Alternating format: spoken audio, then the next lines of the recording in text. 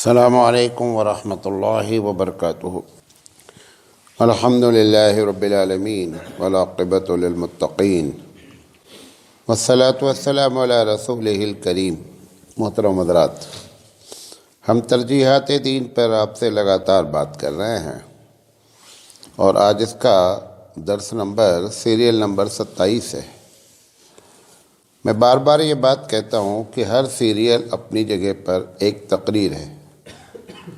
یہ میں نے اپنے سہولت کی وجہ سے نمبر دے رکھا ہے، کوئی ایک سیریل بھی سنے گا تو ایک پوری وہ تقریر ہے۔ آج ہم جو بات کرنا چاہتے ہیں وہ یہ ہے کہ منکرات میں کیا ترجیحات ہیں، یعنی برائی کو روکنے میں کس کو آپ پہلے روکیں گے، کس پر آپ پہلے کوشش کریں گے، کس برائی کو آپ بعد میں کوشش کریں گے، ہم اس پر بات کریں گے۔ اس کی وجہ یہ ہے کہ اگر یہ نہیں سمجھا جائے گا اور نہیں سمجھا جا رہا ہے تو نتیجہ یہ نکل رہا ہے کہ امت میں خوب انتشار ہے۔ انتشار کی بہت سی وجوہات ہیں، لیکن ایک بڑی وجہ یہ ہے کہ جو منکر پہ کام کر رہے ہیں، جو برائیوں سے لوگوں کو روکنا چاہتے ہیں، ان کو اس بات کی تمیز ہی نہیں ہے، ایک بڑے طبقے کو، کہ کون سی برائی پر بات کرنی چاہیے اور کون سی برائی کو نمبر 2 پہ رکھنا چاہیے۔ تو یہ بات آپ سے کرنا چاہتے ہیں۔ سب سے پہلی چیز تو یہ ہے کہ یہ بات معلوم ہونا چاہیے کہ برائی کیا ہے، برائی کسے کہتے ہیں۔ اگر برائی کی تعریف ہی گڑبڑ ہوگی تو یقینی بات ہے کہ پھر پتہ چلا کہ آپ ایسی چیز پر تبلیغ کر رہے ہوں گے، ایسی چیز پر منکرات پر تبلیغ کر رہے ہوں گے کہ منکر نہ کہیے، وہ منکر ہے، برائی ہے، نہیں کرو، لیکن پتہ یہ چلا کہ وہ منکر ہی نہیں ہے۔ تو سب سے پہلی چیز بنیادی طور پر یہ معلوم ہونا بہت ضروری ہے کہ منکر کسے کہتے ہیں۔ تو پہلے 2-3 باتیں یہ کرتے ہیں۔ آپ کو عجیب بات میری لگ رہی ہے، پہلے بات سمجھیں۔ علامہ نووی رحمۃ اللہ علیہ نے منکر کی بہت اچھی تعریف کی ہے۔ علامہ نووی رحمۃ اللہ علیہ کہتے ہیں کہ اگر ایک معاملے میں 2 حدیثیں آتی ہیں، ایک حدیث ایک بات کہتی ہے، دوسری حدیث دوسری بات کہتی ہے، اب دونوں کے الگ الگ متبعین ہیں، فالوور ہیں، تو ان دونوں پر لازم ہے کہ وہ اس کی تبلیغ نہ کریں۔ مثال کے طور پر ایک حدیث آتی ہے کہ اللہ کے رسول صلی اللہ علیہ وسلم نے رفع الیدین کیا، دوسری حدیث آتی ہے کہ اللہ کے رسول صلی اللہ علیہ وسلم نے رفع الیدین نہیں کیا۔ اب ایک آدمی، کیونکہ میرے ساتھ خود پیش آیا کہ میں نے اس سے جب یہ کہا کہ صاحب یہ بھی حدیث ہے، اس نے کہا کہ میں اس کو منکر جانتا ہوں جو لوگ رفع الیدین نہیں کرتے ہیں۔ اب جب ایک آدمی نے اس کو منکر کی لسٹ میں مان لیا کہ یہ برائی کر رہے ہیں جو رفع الیدین نہیں کر رہے ہیں، تو وہ اس کے بارے میں کیا بنائے گا، اس کو ایشو بنائے گا۔ علامہ نووی رحمۃ اللہ علیہ نے بہت پیاری بات کہی کہ جن معاملے میں احادیثیں الگ الگ ہوتی ہیں، اس میں سے کسی کو اپنے آپ کو یہ نہیں سمجھنا چاہیے کہ میں جس سامنے والے کو جو اپنے مزاج کے خلاف بول رہا ہوں وہ منکر پہ میں کام کر رہا ہوں، بڑا ثواب حاصل کر رہا ہوں۔ میں نے اس کو اور سمجھانے کی کوشش کی۔ آپ کو بتا رہا ہوں کہ فقہی مسائل کے اختلاف کو منکر نہ مانا جائے۔ فقہی جو مسائل ہے، امام شافعی رحمۃ اللہ علیہ ایک بات کہتے ہیں، امام احمد بن حنبل رحمۃ اللہ علیہ ایک بات کہتے ہیں، اور ان سب کی کہنے کی بنیاد کیا ہوتی ہے؟ احادیث ہوتی ہے۔ تو وہ بات جو علامہ نووی رحمۃ اللہ علیہ کہہ رہے ہیں، وہی بات ہم آپ کو اور سمجھانے کے انداز میں کہہ رہے ہیں کہ اگر فقہی مسائل کو منکرات کی لسٹ سے نکال دیا جائے تو جھگڑا 70 سے 80% ختم ہو سکتا ہے۔ جھگڑا ہے جس بات پر کہ آپ نے آمین کیوں بول دیا یا آپ نے آمین کیوں نہیں بولا، آپ نے رفع الیدین کیوں کیا اور آپ نے رفع الیدین کیوں نہیں کیا، کیونکہ دونوں یہ سمجھ رہے ہیں کہ میں بہت بڑی تبلیغ کر رہا ہوں کیونکہ یہ بندہ غلط کام کر رہا ہے، میں اس کو سمجھانے کی کوشش کر رہا ہوں۔ تو اگر ایک جملے میں یہ مان لیا جائے کہ فقہی اختلاف کو منکر نہ مانا جائے تو مسئلہ ایک حد تک کیا ہو سکتا ہے، حل ہو سکتا ہے۔ ایک بات یہ بتا رہے، ابھی ہم ترجیحات پہ نہیں آ رہے، ابھی ہم بتا رہے ہیں کہ منکر کہتے کسے ہیں۔ دوسری چیز، ایک بہت بڑا طبقہ جو حقیقت میں منکر ہے اور وہ اس بات کو ماننے کے لیے تیار نہیں ہے کہ یہ منکر ہے۔ مثال کے طور پر عبادت کے معاملے میں، عبادت کے ہی معاملے میں، بقیہ نہیں، عبادت کے ہی معاملے میں جب ہم بات کرتے ہیں کسی سے کہ صاحب یہ جو آپ قبر پہ پھول ڈالتے ہیں یہ ناجائز ہے، تو قبر پہ پھول ڈالنے کی دلیل اس کے پاس موجود نہیں ہوتی ہے، وہ دلیل دینے کے بجائے ایک دوسرا جملہ بولتا ہے کہ اچھا کیا یہ منع ہے کہ قبر پہ پھول نہ ڈالا جائے؟ تو کیا پتہ چلا کہاں گڑبڑی ہوئی ہے؟ گڑبڑی ہوئی ہے کہ اس نے عبادت کے معاملے میں یہ سمجھ لیا ہے کہ جب تک منع نہیں ہو تب تک وہ منکر نہیں ہوتا ہے، حالانکہ غلط ہے۔ نہیں سمجھے بات میری؟ عبادت بقیہ چیزوں میں تو آپ بات کر سکتے ہیں کہ صاحب یہ کام جو میں کر رہا ہوں یہ منع نہیں ہے، لیکن عبادت کے معاملے میں منع ہونا ضروری نہیں ہوتا ہے، بلکہ عبادت کے معاملے میں یہ ہوتا ہے کہ جو آپ بطور عبادت کر رہے ہیں اس کا حکم موجود نہیں ہے۔ اگر اس کا حکم موجود نہیں ہے اور آپ کر رہے ہیں تو وہ منکر کی لسٹ میں ہے۔ تو پہلے گروپ نے کیا کیا کہ غیر منکر کو منکر مان لیا، لہذا پرابلم ہو گئی۔ دوسرے گروپ نے کیا کیا، جو منکر ہونا چاہیے تھا اس کو اس نے کیا کر دیا، منکر کی لسٹ سے نکال دیا۔ تو یہ دو خطرناک چیزیں پیدا ہوئی ہماری سوسائٹی میں۔ جب آدمی کے پاس دلیل نہیں ہوتی ہے تو وہ کھٹ سے چھوٹتے یہ بولتا ہے کہ ٹھیک ہے مولانا صاحب میں قبر پہ چادر ڈالتا ہوں، کوئی حدیث ہے جس میں منع کیا گیا ہو؟ اچھا منع کیسے کیا جائے گا، انہیں کیا معلوم؟ جو منع کرنے والی ذات گرامی ہے، جس نے آپ کو دین سکھایا ہے، اسے یہ کیا بات معلوم ہے کہ سنکھری کے لوگ قبر پہ چادر ڈالیں گے، لہذا 1450 سال پہلے وہ بات بولتے کہ لوگوں قبر پہ چادر نہیں ڈالنا؟ ان کو یہ بات معلوم تھی؟ نہیں معلوم تھی۔ تو وہ کیسے ساری چیزوں کی لسٹ گنا سکتے ہیں؟ انہیں کیا معلوم تھا کہ لوگ جو ہے وہ جنازے کے اوپر جب تک پھول کی چادر نہیں ڈالیں گے تب تک وہ جنازہ، لیکن ایسے ہزاروں چیز ہیں، وہ اللہ کے رسول کو یہ بات کیسے معلوم ہے کہ ابھی تو 1450 سال گزرے، ابھی تو قیامت کب آئے گی اللہ ہی بہتر جانتا ہے، تب تک کتنی چیزیں آپ غلط کریں گے، اللہ کے رسول صلی اللہ علیہ وسلم کو کیا معلوم کہ یہ چیزیں غلط ہوں گی؟ لاؤ اس کی لسٹ بتا دی جائے۔ جو چیزوں کو اللہ نے ان کو بطور پیشین گوئی بتا دیا وہ آپ نے بتا دیا، آپ نے بتایا مثال کے طور پر کہ ایسا ہوگا کہ جمعہ میں لوگ نماز مختصر کریں گے اور خطبے خوب لمبے لمبے دیں گے اور نماز مختصر کر دیں گے۔ یہ بھی اس وقت نہیں ہو رہا تھا لیکن بتا دیا۔ کیوں بتا دیا؟ جو بتا دیا اللہ نے وہ بتا دیا۔ لیکن بہت سے منکرات، ہزاروں کی تعداد میں برائیاں جو آپ ایجاد کر رہے ہیں بطور عبادت کے، وہ برائی ہے۔ لہذا یہ دوسری چیز ہے جس کو آپ کا جاننا ضروری ہے کہ عبادت میں آپ اپنی عقل لڑا کر کے یہ دلیل نہ مانگے کہ اس کام کو کرنے سے منع نہیں کیا گیا ہے لہذا یہ منکر نہیں ہے۔ میں بات اپنی سمجھا پایا؟ تیسری چیز، منکر حقیقت میں کیا ہوتا ہے، برائی حقیقت میں کیا ہے؟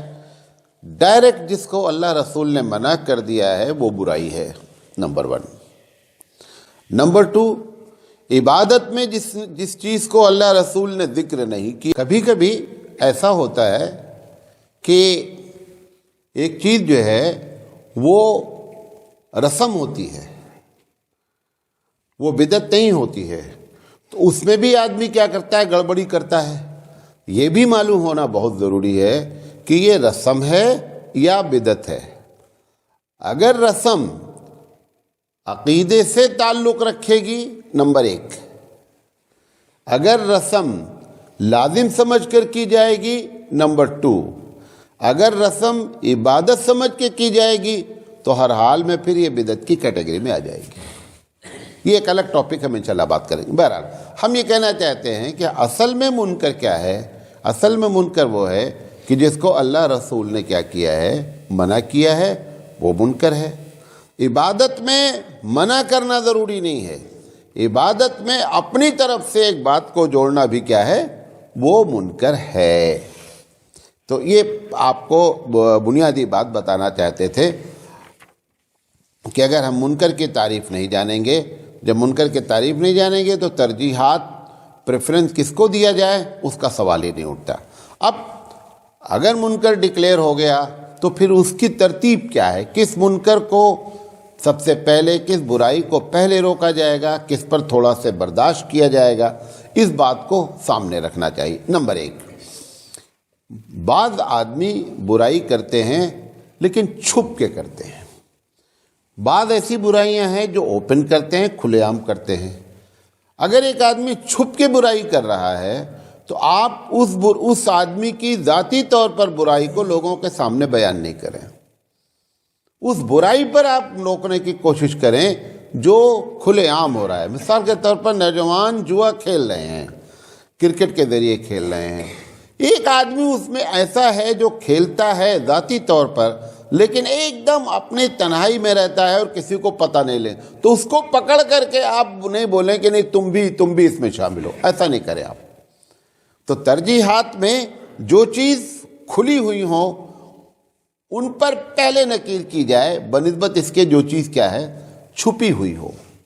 حضرت عمر رضی اللہ تعالیٰ عنہ گشت پہ نکلے، بہت مشہور واقعہ ہے۔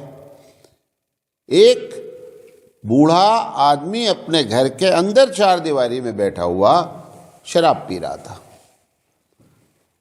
حضرت عمر رضی اللہ تعالیٰ عنہ نے گھوڑے کی چھت پہ تھے، چھوٹا چھوٹا ڈنڈوارا ہوتا تھا، تو انہوں نے دیکھا یہ ایسی حرکت کر رہا ہے، وہاں سے پکار کر کے کہا کہ اے بوڑھے شخص کیا کر رہا ہے؟ تو اس نے کہا میں جو کچھ کر رہا ہوں تو کر رہا ہوں، لیکن میں ایک غلطی کر رہا ہوں، تم 3 غلطی کر رہے ہو۔ اس نے کہا میں تو ایک کر رہا ہوں، تم 3 کر رہے ہو۔ کیونکہ وہ جو برائی کر رہا تھا وہ برائی اندر بیٹھے ہوئے کر رہا تھا بنسبت اس کے جو بازار میں پی کر کے ٹہل رہا ہے۔ تو بازار میں جو پی کر کے ٹہل رہا ہے، نصیحت اس کو کرنی ہے، بتانا اس کو ہے۔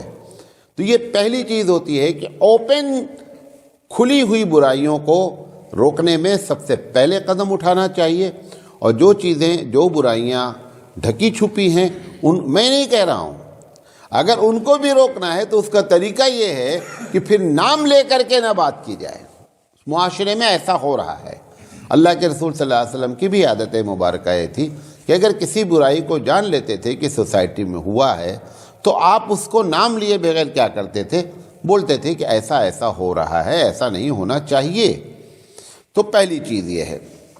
دوسری چیز یہ ہے، جیسا میں نے بتایا ابھی آپ کو، کہ وہ اس برائی کو ترجیح دیں روکنے میں جو منکر کی پریبھاشا میں آ جائے، منکر کی تعریف میں آ جائے، منکر کی ڈیفینیشن میں آ جائے، تب جا کر کے اس برائی کو روکنا چاہیے اور اس کو برائی ماننا چاہیے۔ تیسری چیز یہ ہے کہ اگر یہ اندیشہ ہو کہ اس برائی کو روکیں گے، رک تو جائے گا معاملہ، لیکن ایک دوسری برائی بڑی شروع ہو جائے گی، تو ایسی جگہ پر اس کو ترجیح نہیں دیں آپ۔ نہیں سمجھے بات میری؟ میں مثال دیتا ہوں۔ علامہ ابن تیمیہ رحمۃ اللہ علیہ کے زمانے میں تاتاریوں نے بڑا ظلم ڈھالا تھا۔ اس کے بعد تاتاریوں کی ایک بڑی تعداد عیاشی میں، شرابی میں، شراب میں، جوا میں ملوث ہو گئی۔ یہ ایک دن گزر رہے تھے، علامہ ابن قیم نے یہ لکھا ہے، ان کے شاگرد نے، کہ گزر رہے تھے تو اب چونکہ یہ بہت بڑے دائی تھے علامہ ابن تیمیہ، تو دیکھا کہ کچھ لوگ بیٹھے ہوئے شراب پی رہے ہیں، تاتاری۔ تو ان کے جو لوگ ساتھ میں تھے انہوں نے کہا کہ حضرت ان کو منع کرنا چاہیے۔ تو علامہ ابن تیمیہ رحمۃ اللہ نے کہا نہیں، ان کو چھوڑ دو، اگر یہ شراب پینا چھوڑ دیں گے تو یہ مسلمانوں کا خون اور غارت کریں گے، لہذا ان کو اس میں ملوث رہنے دو۔ اب ایک بڑا خطرہ تھا کہ اگر یہ کام نہیں کریں گے تو یہ وہ کام کریں گے۔ میں آپ کو لیٹسٹ بتاتا ہوں، نام نہیں لوں گا، میں بتاتا ہوں۔ اس دنیا میں بہت سی جگہ پر جہاں پر بادشاہت قائم ہے، وہاں پہ زنا خاص کر شراب، ان دونوں چیزوں پر نوجوانوں کو زیادہ سے زیادہ ڈھیل دی جاتی ہے۔ جانتے ہیں، میں نے ایک بہت خاص آدمی سے پوچھا کہ قرآن حدیث کے خلاف جاتا ہے؟ انہوں نے کہا یہ بات نہیں ہے سراج بھائی، بات یہ ہے کہ اگر یہ نوجوان شراب اور جوا میں نہیں ملوث ہوں گے تو یہ ہماری کرسی کے بارے میں سوچیں گے۔ گرچہ شرعی لحاظ سے وہ غلط ہے، لیکن ان کا نظریہ دیکھیے، اپنی کرسی کو ان کے لیے مصیبت بڑی کیا ہے؟ کرسی کا چھن جانا۔ لہذا کرسی کی حفاظت کے لیے انہوں نے اس زنا میں اور ان کو شراب میں اور جوئے میں ملوث کر رکھا ہے تاکہ یہ ادھر بزی رہیں اور ہماری کرسی کیا رہے؟ محفوظ رہے۔ یہ اسی پالیسی کے تحت انہوں نے، گرچہ یہ شرعی پالیسی نہیں، یہ ان کی ذاتی پالیسی ہے۔ لیکن یہ جو علامہ ابن تیمیہ کا واقعہ آپ کے سامنے میں نے پیش کیا، یہ ایک اصول ہے کہ اگر چھوٹی برائی، اگر برائی کو آپ منع کرنے سے آپ کو خطرہ محسوس ہو رہا ہے کہ بڑی برائی میں گرفتار ہو جائے گا، تو پھر ایسی شکل میں آپ اس برائی پر نکیر نہ کریں، اس کو ترجیح نہیں دیں۔ ایک اور مثال دیتا ہوں۔ مفتی شفیع علیہ الرحمہ نے جہاں پر تشریح کی ہے کہ من را منکم منکرا فلیغیر بیدہ، کہ تم میں سے جو آدمی برائی دیکھے اس کو چاہیے کہ وہ ہاتھ سے روک دے۔ اس کی تشریح کرتے ہوئے مفتی شفیع علیہ الرحمہ نے لکھا ہے کہ اگر تم کو یہ معلوم ہو جائے کہ اس برائی کو اگر ہم روکیں گے تو ہماری جان کا خطرہ ہے، یا یہ کہ اگر اس برائی کو روکیں، دو باتیں کہہ رہا ہوں، اگر اس برائی کو روکیں گے تو یہ بندہ اسلام سے ہی پھر جائے گا، تو ایسی جگہ پر آپ برائی کو روکنا بند کر دیں، اس کو ترجیحات میں داخل نہیں کریں۔ مثال کے طور پر آپ کے گھر میں جوان لڑکا ہے، آپ نماز پڑھنے آ رہے ہیں، آپ اس کو جگاتے ہیں، روز جگا رہے ہیں، بھیا اٹھو بھیا اٹھو، نہیں آتا ہے۔ جس دن آپ کو یہ محسوس ہو جائے کہ بھیا یہ کہہ دیں گے کہ ابا تم اپنی نماز اپنے پاس رکھو، تم نماز پڑھ رہے ہو، تم اپنی نماز کا فائدہ ہم سے نماز کے بارے میں بات نہیں کرنا، اگر یہ آپ کو اندیشہ ہو تو آپ اب بھیا کو نماز بلانا بند کر دیں، کیونکہ ایک بڑے گناہ میں ملوث ہو جائے گا۔ وہ ابھی نماز چھوڑ رہا، نماز چھوڑنا الگ ہے اور نماز کا انکار کرنا الگ ہے۔ اگر آپ کو اندیشہ ہو گیا کہ یہ انکار کر دے گا تو تبلیغ بند کر دی جائے، جان کا خطرہ ہے تو تبلیغ بند کر دی جائے۔ تیسری چیز، اگر یہ معلوم ہے، مثال کے طور پر ایک برائی ہے، آپ اس کو دیکھ رہے ہیں، لیکن آپ کو معلوم ہے کہ اگر مولانا سراج صاحب 2 دن کے بعد آ رہے ہیں، اگر یہ اس پر بات کریں گے تو زیادہ بہتر ہوگا، چانسز ہیں کہ معاملہ بن جائے، تو آپ اپنے جذبات کو بیٹھائے رکھیے، روکے رہیے، برائی پر کمنٹ نہیں کیجیے۔ لیکن ایسا بھی نہیں ہونا چاہیے، میں اس کی مثال دے رہا ہوں قرآن سے۔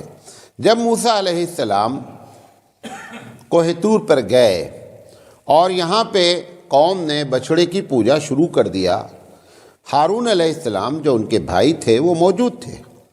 ہارون علیہ السلام نے اس بچھڑے کی پوجا سے نہیں روکا۔ جب وہ لوٹ کر کے آئے اور انہوں نے اپنے بھائی ہارون کو جو ہے وہ داڑھی پکڑ لی اور غصے میں آ کر کے انہوں نے کہا کہ تم نے یہ کیا کیا، تم کو روکنا چاہیے تھا۔ تو انہوں نے 2 باتیں کہی۔ کس نے؟ ہارون علیہ السلام نے۔ پہلی بات یہ کہی کہ میں اپنی جان کو ڈر رہا تھا، یہ قرآن میں ذکر ہے، اور دوسری بات انہوں نے کہی کہ میں نے یہ سوچا کہ یہ فتنے میں قوم ڈیوائیڈ ہو جائے گی، لہذا میں نے جو ہے نا اپنے آپ کو روکے رکھا۔ لوگ یہاں تک بڑے بڑے علماء اس مثال کو دیکھ کر کے بات یہاں پہ روک دیتے ہیں۔ آپ کو وہ نقطہ بتانا چاہتا ہوں، روک یہ دیتے ہیں کہ دیکھیں ہارون علیہ السلام نے، جیسے منکر پہ روک تھام نہیں کر رہے، ہم کیا کرتے ہیں، ہم جیسے لوگ جو ہوشیار لوگ ہوتے ہیں، جو تبلیغ کرتے ہیں، تو ہر پوائنٹ اپنے فیور میں لاتے رہتے ہیں۔ تو کہتے ہیں کہ بھائی میں نے منکر پہ اس لیے نہیں روکا کیونکہ ہارون علیہ السلام نے بھی دیکھو جب دیکھا کہ فتنے کا اندیشہ ہے تو منکر پر انہوں نے بات نہیں کی. بھئی ہر منکر میں فتنے کا اندیشہ ہے. ہر منکر پہ جب آپ بات کریں گے تو اس کے کس کا اندیشہ ہے؟ فتنے کا اندیشہ ہے. حضرت ہارون علیہ السلام نے رکے کیوں؟ کیونکہ ان کو یہ ایکسپیکٹ تھا، یہ امید تھی کہ بھیا آ جائیں گے اور معاملے کو سنبھال لیں گے.